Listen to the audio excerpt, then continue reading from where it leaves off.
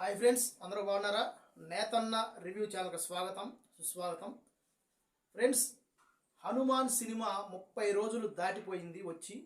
300 సెంటర్స్లో ఆల్రెడీ 30 రోజులు పూర్తి చేసుకొని ఇంకా విజయవంతంగా రన్ అవుతుంది సినిమా. ఫ్రెండ్స్, 300 సెంటర్లో 30 రోజులు పూర్తి చేసుకోవడమే కాక అఫీషియల్గా 300 కోట్ల రూపాయలు వసూలు సాధించింది ఈ సినిమా. ఇది మామూలు రికార్డు కాదు ఫ్రెండ్స్, ఎందుకంటే జస్ట్ 25 కోట్ల రూపాయల బడ్జెట్తో తీసిన సినిమా ఇది. దీనికి ఎన్ని ఎదురు దెబ్బలు ఎదురైనాయో మనందరికీ తెలుసు.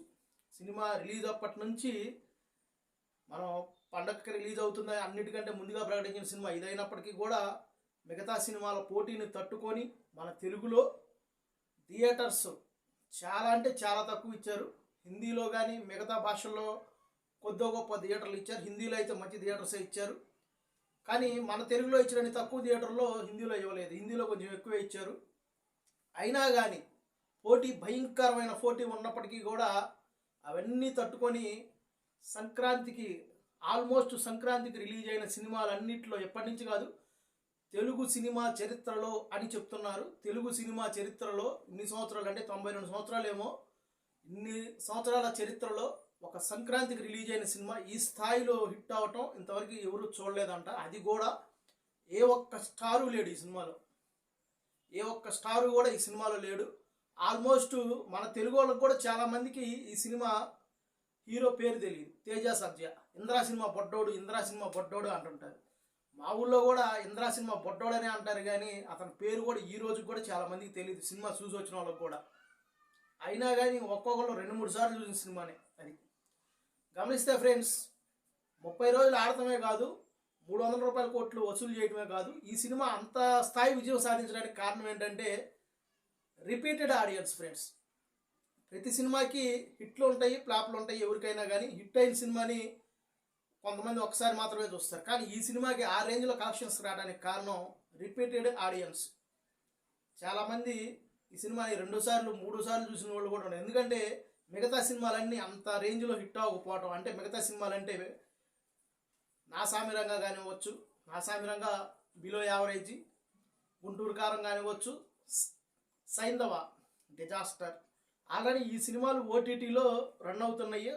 ఇంకా ఈ వారం నాగార్జున గారి సినిమా రావాల్సింది, వచ్చిద్ది, రేపు శుక్రవారం వచ్చిద్దేమో. మరి నిన్న 9వ తారీఖు వరకు కూడా, నిన్న 9వ తారీఖుతో 30 రోజులు పూర్తి చేసుకుంది, అయినా కానీ రన్ అవుతుంది. మా ఊర్లో కూడా నిన్న 9వ తారీఖు రవితేజ గారి సినిమా ఉండటం వల్ల ఆ సినిమా తీసేశారు ఫ్రెండ్స్. ఆ సినిమా అప్పటి వరకు ఆడుతుంది, మంచి కలెక్షన్స్తో ఆడుతుంది, కానీ రవితేజ గారి సినిమా తీసుకోవటం కోసం ఆ సినిమా తీసేశారు. మినిమం కలెక్షన్స్తో సినిమా రన్ అయింది అన్ని రోజులు. రవితేజ గారు కూడా ఈ సినిమాని పండక్కి వాయిదా చేసుకొని ఏగల్ సినిమాని మంచి పని చేశారు. ఎందుకంటే పండక్కి వచ్చి ఉంటే ఇప్పుడు వస్తున్న కొంత మాత్రపు వసూళ్ళు అయినా కూడా ఆ పండక్కి వచ్చేవి కాదు. ఎందుకంటే ఈ హనుమాన్ గాలి వానలో అందరిలాగే ఈ సినిమా కూడా కొట్టుకుపోయేది. ఇప్పుడు కాబట్టి వాళ్ళు తెలివిగా ఆలోచించి కొద్దో గొప్ప మన కలెక్షన్లు రాబట్టుకోవాలి, అందుకే సింగిల్ రిలీజ్ అడిగారు.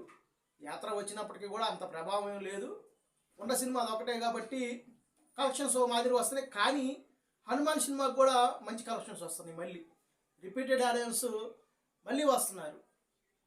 సినిమా అయితే మా సిటీలో ఇంకా ఆడుతూనే ఉంది.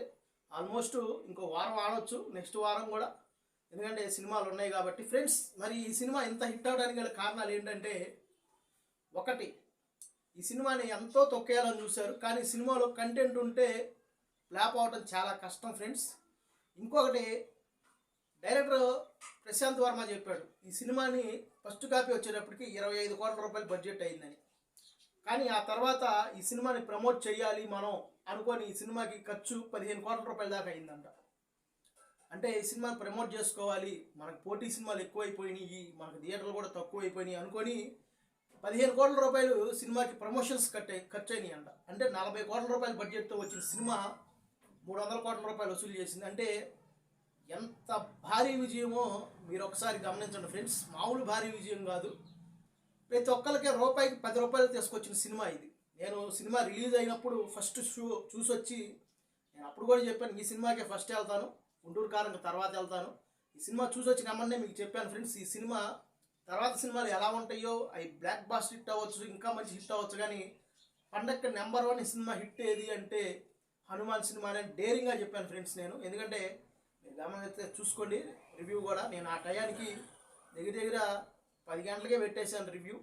10 గంటలకు పెట్టడమే కాక తర్వాత వచ్చే సినిమాలు మహేష్ బాబు సినిమా కానివ్వండి, నాగార్జున సినిమా కానివ్వండి, వెంకటేష్ గారి సినిమా కానివ్వండి, ఏ సినిమా అయినా కానీ దీన్ని బీట్ చేయలేవు హిట్ పర్సంటేజ్లో అని నేను ఘంటాపదంగా చెప్పాను. ఓకే, ఇక ప్రశాంత్ వర్మ అద్భుతంగా డైరెక్షన్ చేశాడు. పాటలు బాగున్నాయి. అంటే సినిమాలో బ్యాక్గ్రౌండ్ మ్యూజిక్ పాటలు అంటే వినుసొంపుగా ఏమి లేవు. సినిమాకి ఓకేగా ఉన్నాయి. బ్యాక్గ్రౌండ్ మ్యూజిక్ బాగుంది, కామెడీ ఉంది, ఫ్యామిలీ సెంటిమెంట్ ఉంది, అక్క తమ్ముడిది, అన్ని రకాల భక్తి ఉంది. హీరో కంటే కూడా ఆంజనేయ స్వామికి ఇచ్చిన ఎలివేషన్స్ ఇంకా అదిరిపోయింది. థియేటర్లోంచి ప్రేక్షకులు బయటకు వచ్చేటప్పుడు ఒక గూస్ బంప్స్ అంటారు చూసారా, ఆ రేంజ్ గూస్ బంప్స్ ఇవ్వటం వల్ల సినిమాకి ఎంత విజయం దక్కింది ఫ్రెండ్స్. మరి ఈ విజయం వచ్చిద్దని ప్రశాంత్ వర్మ ముందు నుంచి చెప్తూనే ఉంటాడు. చాలామంది ఇది ఓవర్ కాన్ఫిడెన్స్ అన్నారు, కానీ తన మీద తనకున్న నమ్మకం అని సినిమా హిట్ అయిన తర్వాత చాలామందికి అర్థమైంది. కానీ ఒకవేళ సినిమా ఆడకపోయి ఉంటే ప్రశాంత్ వర్మని ఏ రకంగా ఆడుకునేవాళ్ళు అంటే ఆ రకంగా ఆడుకునేవాళ్ళు. కానీ అయినా కానీ ప్రశాంత్ వర్మకి ఒక ఛాలెంజ్ అనేది మిగిలిపోయింది. ఏంటంటే ఫ్రెండ్స్, ఇది ప్రతి సినిమాకి ఈ మధ్య సీక్వెల్స్ కానీ ఉంటే పార్ట్ 2లు కానీ పెడుతున్నారు. మరి ఈ సినిమాకి కూడా అనౌన్స్ చేశాడు.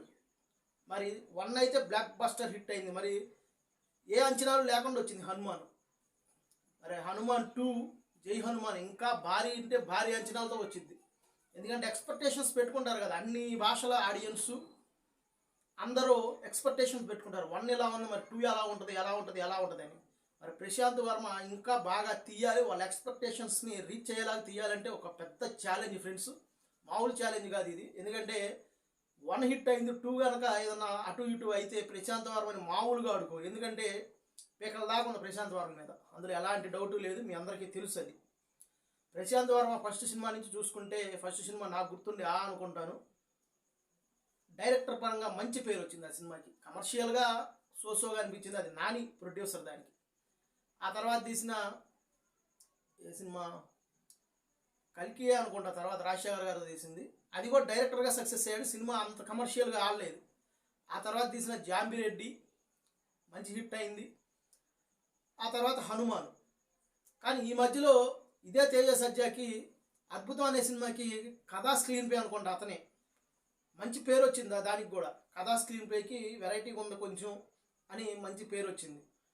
ఇన్ని సినిమాల్ని కొంచెం బ్రెయిన్ పెట్టి ఆలోచించిన అతను ఈ సినిమా కూడా అద్భుతంగా ఆడిస్తాడు, రానిచ్చిద్ది అని నేనైతే అనుకుంటున్నాను. ఎక్స్పెక్టేషన్ చేస్తున్నాను 2 కూడా. ఎందుకంటే పార్ట్ 2 కూడా హిట్ అయ్యింది అంటే ఖచ్చితంగా ప్రశాంత్ వర్మ తెలుగు అలాగే అన్ని భాషల డైరెక్టర్స్లో టాప్లోకి వెళ్ళిపోతారంటూ ఎలాంటి సందేహం లేదు ఫ్రెండ్స్. మరి మంచి వసూళ్ళు వచ్చింది, మంచి హిట్ అయింది సినిమా. ఈ వారం కూడా మంచి సినిమాలు ఉన్నాయి, చూసి మీకు సరైన రివ్యూ చెప్తాను. ఓకే ఫ్రెండ్స్, మా వీడియో కనుక మీకు నచ్చితే, నేను చెప్పిన పాయింట్స్ అన్నీ కరెక్ట్ అని అనిపిస్తే మా వీడియోని లైక్ చేయండి. లైక్ చేయడమే కాదు ఫ్రెండ్స్, కొంచెం సబ్స్క్రైబ్ కూడా చేసుకోండి. ఇప్పటికైతే మరొక వీడియోతో మళ్ళీ వస్తాను. బాయ్.